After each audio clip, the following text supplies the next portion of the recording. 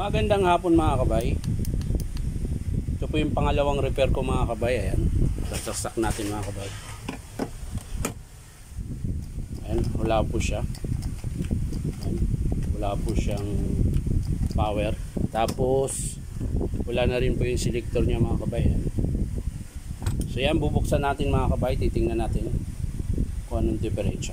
So ayan, samahan nyo ako mga kabay. So ayan mga kabay, nakalas ko na po yung screw. Ayan. Bali, angat natin. Ayan. So titingnan natin kung bakit ayaw nyo gumana mga kabay. Yan po yung tsura nyo mga kabay. Oh.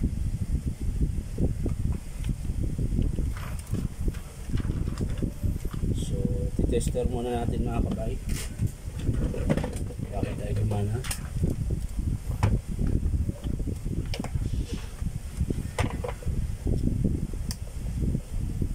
So yan mga kabay.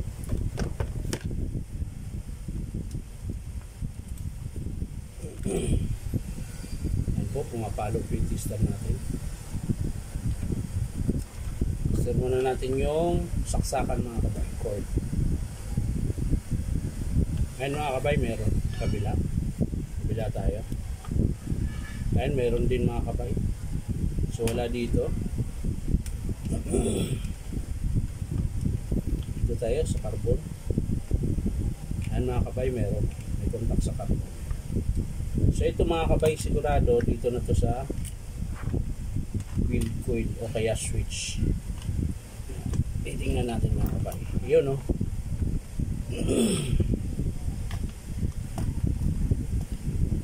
Ayan mga kabay, oh, kulay itim na.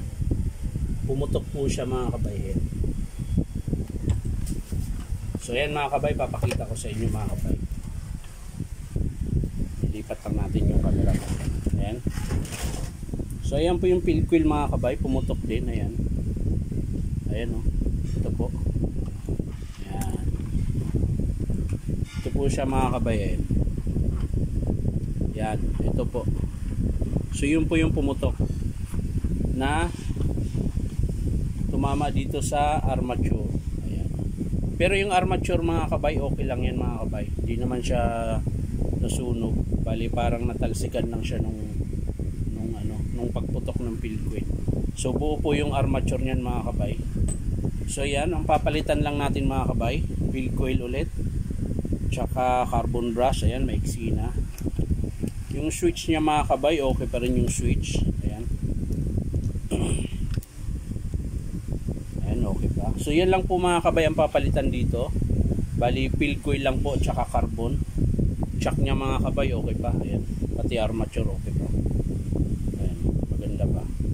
Yun lang pa yung nangitim, pero wala pong tama yun dun sa armature. So pag in-approve yan mga kabay, papakita ko rin sa inyo para malaman natin. So yan lang po mga kabay, maraming salamat. At syempre paki-subscribe nyo po ang aking YouTube account ng pangalan ay Inom Tabay pa rin. So yan lang po mga kabay, maraming salamat. Bye bye.